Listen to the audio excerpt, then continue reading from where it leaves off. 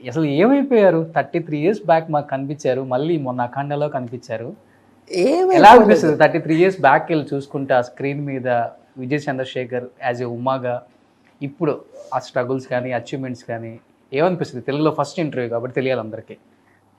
నేను చదువు మీద ఎక్కువ కాన్సంట్రేట్ చేశానండి. మా నాన్నగారు నేను నన్ను ఒక పెద్ద జడ్జి పోస్ట్‌లో చూడాలని అనుకునేవారు ఆయన.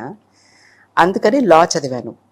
ఐయామ్ బేసికలీ లా గ్రాడ్యుయేట్ అన్నమాట. సో చదువు మూలాన బెంగుళూరుకి వెళ్ళిపోయి బెంగుళూరులో చదువుకుని మళ్ళీ ఆ తర్వాత అమెరికాకి వెళ్ళిపోయి మరి అమెరికాలో కూడా పర్స్యూ చేసి అక్కడ ఇండియన్ కాన్సులేట్లో కూడా పనిచేస్తూ ఉన్న టైంలోనే ఇంటికి వచ్చి నన్ను పిల్లని అడగంగానే పెళ్ళికి అలా అలా అలా.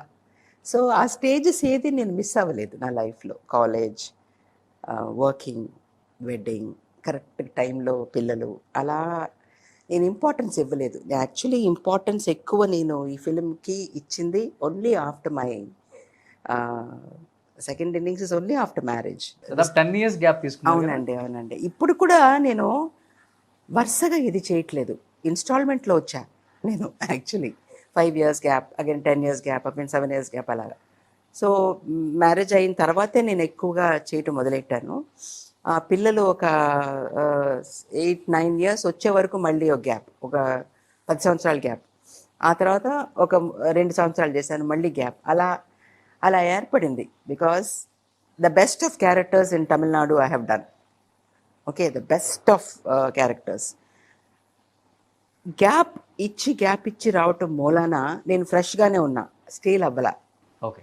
ప్రతి పిక్చర్లోనే కనిపిస్తుంది, అన్నీ ఒకేలాంటి క్యారెక్టర్స్ చేస్తుంది అనే పేరు నేను పొందలేదు. It so happened for me, people were looking for me for good best roles. I don't know why. I'm blessed in that. But 'అఖండ'లో చేసి తెలుగులో చాలా సినిమాల్లో కనిపిస్తారేమో అందరు స్టార్ హీరోలకి యాజ్ ఏ మదర్‌గా. ఎందుకంటే అంత న్యాచురల్‌గా ఉన్నారు స్క్రీన్ మీద. అంతా అసలుకి ఎలా అంటే మిమ్మల్ని చూసి న్యాచురల్‌గా ఏడ్చేశారు చాలా మంది. చాలా మీ ఏడుపుని చూసేసి. నిజమే ఆ? నిజమే. ఎందుకని గ్యాప్ ఇచ్చారు మళ్ళీ? అంటే తెలుగులో కూడా అలాంటి గ్యాప్ సబ్జెక్టులు అని రాక కాదు, వచ్చినాయి ఒక 4-5 వచ్చినాయి. But they were not very good concerns. Boyapati గారి కళ్ళకి నేను ఎలా కనిపించానో తెలియదు. చలపతిరావు గారని ఒక పిఆర్ అనమాట, ఆయన సజెస్ట్ చేశారంట, మంచి ఆర్టిస్ట్ అండి మీరు ట్రై చేయండి అని. సో నా ఫస్ట్ థ్యాంక్స్ టు చలపతిరావు గారు. ఆ తర్వాత బోయపాటి గారిని చూడంగానే నాకు ఒక పెద్ద డైరెక్టర్ ఆయన, అంత పెద్ద లెజెండ్ ఆయన అక్కడ అని నాకు అనిపించలేదు చూసినప్పుడు. ఎంతో ఆప్యాయత, ఎంతో ఏమంటారు, అసలు ఆ వేరుపాడు అనేది లేదండి. పెద్ద ఆర్టిస్ట్ షూటింగ్ స్పాట్లోనే నేను షాక్ అయిన కారణం, ఫస్ట్ డేనే నేను ఆయన ఆఫీస్కి వెళ్ళినప్పుడు, ఇక్కడ నుంచి I went just to meet him. Okay. వెళ్ళినప్పుడు మధ్యాహ్నం అమ్మ భోంచేయండి అమ్మ అని చెప్పేసి ఆయన కూర్చొని తినేటప్పుడు డైనింగ్ టేబుల్లో అందరూ కూర్చునేటప్పుడు నన్ను కూర్చోబెట్టి భోజనం పెట్టారు. కమ్మని భోజనం, తెలుగు భోజనం తిని ఎన్నాళ్ళైందో. అయిపోయిందో. దోసకాయ పచ్చడి, తోటకూర పప్పు, బెండకాయ కలిపి పెట్టిన బెండకాయ పులుసు, అవన్నీ చూసి నాకు అసలు ఆనందం. నాకు పిక్చర్ వస్తుందో లేదో తెలియదు, భలే మంచి భోజనం దొరికింది అనిపించింది. తినేసి వచ్చేద్దాం ఫ్లైట్లో. శుభ్రంగా తినేసి వచ్చేద్దాం అని అనుకున్నా. బట్ ఆయన తర్వాత ఏ ఊరమ్మా ఏంటమ్మా అని అడుగుతున్నప్పుడు ఆయన చాలా సంతోషపడ్డారు. మా ఊరు గుంటూరు, కారంచేడు పక్కన మునిపల్లి అనే ఊరు మా నాన్నగారిది మా అన్నమాట. గుంటూరు అమ్మాయి. ఈ గుంటూరు. సో కొడాలి, ఇంటి పేరు కొడాలి, కొడాలి చక్రధరరావు గారని మా నాన్నగారు. చదువు కోసం చిన్నప్పుడు చెన్నైకి వచ్చేయటంతో ఇక్కడ సెటిల్ అయిపోయాం అనమాట యాక్చువల్లీ. ఓకే. సో అలా. సో బోయపాటి గారిని గురించి నేను చెప్పాలంటే చాలా చెప్పాలి. వండర్ఫుల్. నేను ఎంతో మంది డైరెక్టర్లతో ఇక్కడ వర్క్ చేశానండి. ఏ మాటకి ఆ మాట చెప్పాలి. I have not seen such a human being. Boyapati గారి మనసు, పెద్ద ఆర్టిస్టు చిన్న జూనియర్ ఆర్టిస్ట్ అని లేకుండా ప్రతి ఒక్కళ్ళకి అక్కడ, అమ్మ మీరు తిన్నారా, అమ్మ మీరు ఎండలో నుంచోకండి, అమ్మ మీకు ఇప్పుడు షాట్ లేదు, అలా అలా నీడలో వెళ్ళి నుంచోండి అని ప్రతి ఆర్టిస్ట్ని he takes care. Okay. It is not possible for his stature, for his level. ఆయనకి ఏం పోయింది, ఆయన పాటికి ఆయన పని మానిటర్ ముందు కూర్చుని యాక్షన్ టేక్ స్టార్ట్ కెమెరా అంటుంది తప్పితే he use to take care of everybody. మంచినీళ్ళు ఇవ్వండి అందరికీ అంటే జూనియర్ ఆర్టిస్టులు ఆ ఇల్లు అటువంటి పెళ్లి సందర్భం కదా అది. సో ఆ junior artist many there. Hats off for his care given to one and everybody there. And ఆయన ఆప్యాయత, ఆయన మాటల్లో ఆప్యాయత, ఆయన ఆ టేక్ ఇంకొక ఎక్స్ట్రా టేక్ కావాలంటే కూడా ఆ humbleness, yeah that is the right word. Humbleness equal to Boyapati garu. Humbleness is equal to Boyapati garu. But అంటే విజయ్ గారు, మీరు తమిళ్లో అంటే చాలా మంది ఆర్టిస్టులతో చేశారు కాబట్టి ఒక ర్యాపో ఉంటుంది, స్క్రీన్ మీద ఈజీగా కొన్ని సీన్స్ పండించవచ్చు. బట్ తెలుగులో ఒక్కసారిగా అండ్ అటు నందమూరి నటసింహం బాలకృష్ణ గారితో యాక్ట్ చేసేటప్పుడు తెలియని ఆర్టిస్టు అంటే మనందరికీ తెలుసు, మీకు తెలుసు, స్క్రీన్ మీద ఫస్ట్ టైం మీరు ఆయన్ని ఢీ కొట్టాలి. అది కూడా చాలా పవర్ఫుల్. ఇద్దరు డైలాగ్స్ కానీ కాంబినేషన్స్ లో ఉన్న సెంటిమెంట్స్ ని పండించాలి అంటే ఇద్దరి మధ్య ఒక ర్యాపో ఉండాలి, బిఫోర్ పరిచయాలు కూడా ఉంటేనే అది వస్తుంది.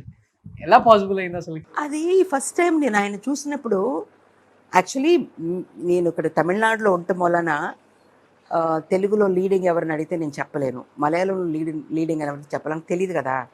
అక్కడ ఫ్యాన్ ఫాలోయింగ్ ఎవరికి ఎక్కువ ఉందో ఎవరికి తక్కువ ఉందో నాకు తెలియదు.